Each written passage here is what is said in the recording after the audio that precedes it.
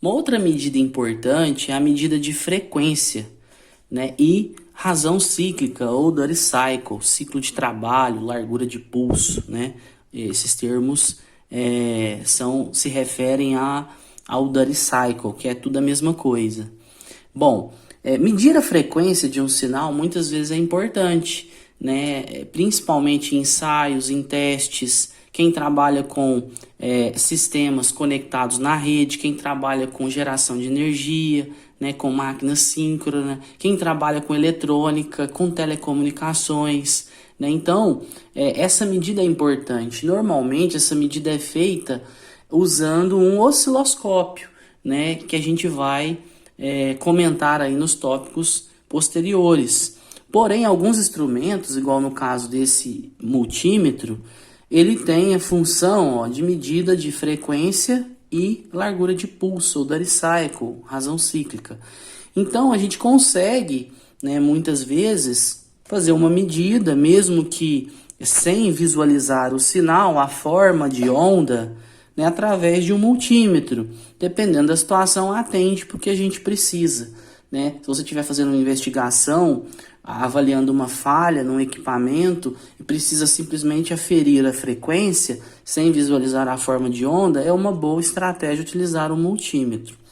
Eu coloquei aqui do lado um gerador de funções, também chamado de gerador de sinais, né? Esse gerador de sinal, ou gerador de sinais, ele gera formas de onda, ele gera sinais que podem ser simétricos ou assimétricos, né? Podem ser alternados ou não alternados, podem ser de onda quadrada, onda triangular, onda senoidal. A gente tem condição de ajustar frequência, largura de pulso, amplitude e muitos outros parâmetros. Isso vai depender do gerador de funções que você está utilizando. Esse aqui é um gerador bem barato, bem simples aí, é um gerador digital.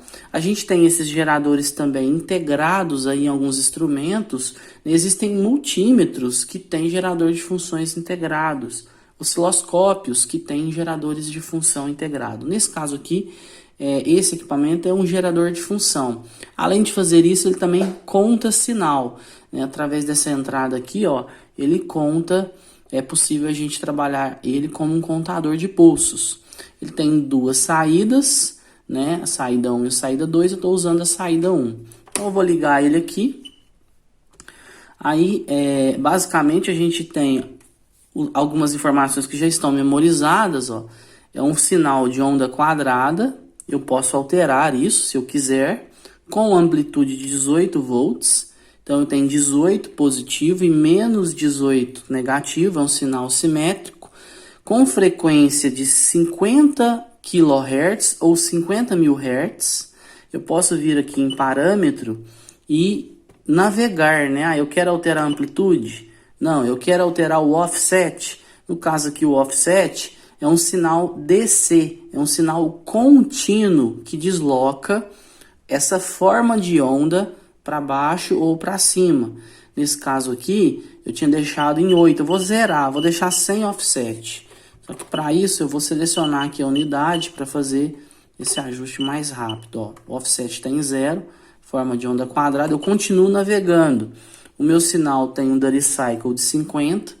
Para aqueles colegas aí, estudantes, que não têm nenhuma noção ainda de elétrica, né? Muita coisa que vai ficar nebulosa, porque é necessário algumas informações adicionais aí que a gente não tem tempo, né, de explicar isso em detalhe aqui no nosso mini curso.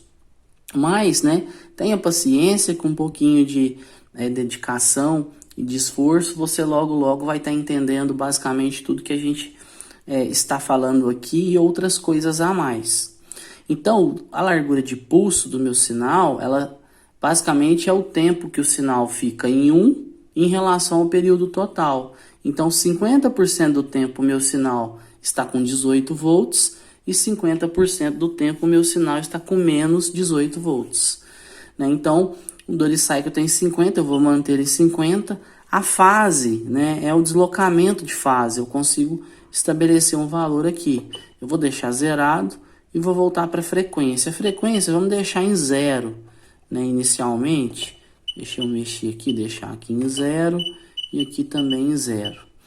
E aí eu vou colocar aqui na unidade, né? Vou deixar aqui uma frequência de 1 Hz para a gente poder começar. A amplitude eu vou deixar em 20, que é o valor máximo de amplitude aqui que o meu gerador de funções consegue gerar. 20 volts de pico, né? 40 de pico a pico. E é um sinal, eu vou deixar o sinal de onda quadrada. Daí eu tô pegando esse sinal que sai nesse conector BNC, né? E aplicando ele nas pontas de prova, nas probes do meu multímetro. Eu vou vir aqui no multímetro e colocar na escala de frequência, né? Colocando aqui na escala de frequência, a gente nota, ó, que ele já está medindo 1 Hz. Ele tem uma precisão aqui significativa, tá? 0,99, então 1 Hz. O que eu vou fazer? Eu vou voltar lá na frequência e vou alterar essa frequência, ó. Vou passar para 2 Hz. Ele está indicando 2 Hz, 3 Hz. Então ele está seguindo, né, a minha medida estabelecida ali no meu gerador de funções, gerador de sinais. Vale reforçar, pessoal, que esse gerador de sinais aqui, ele gera sinais de diversas naturezas, né? Sinal que simula um ruído, sinal de dente de serra para gerar largura de pulso, sinal de onda quadrada, triangular, senoidal. Então a gente seleciona isso. Eu deixei aqui, nosso objetivo não é explorar o gerador de funções, então eu deixei dessa forma. Então aqui a gente vai aumentando, ó. Aí o que a gente pode fazer? Vamos jogar uma frequência maior, ó. Vamos jogar 108. Então o meu frequencímetro está medindo, beleza, com ótima precisão. Vou colocar agora 1108. Olha, agora ele está arredondando, né? Está dando uma diferença muito pequena, né? 1108 para 1107. Eu vou alterar isso. Vou colocar agora, ó, 11.108. E aí aqui no display ele está arredondando, porque ele não tem casa para mostrar, né, a unidade aqui padrão. Só mostra dezena, centena, milhar, dezena de milhar. E se a gente continuar subindo, ó, eu vou colocar agora 111 kHz, né? 111.108 Hz. Né? Agora ele está dando, como a frequência está muito alta, ele está arredondando isso. Né? Está dando um erro aí de 108 Hz, porém eu tenho que considerar que eu estou trabalhando com uma frequência bem alta. Vou colocar aqui na casa dos megahertz. Ó, 1.111.108 Hz. Né? Ele arredondou, colocou 1.1 MHz.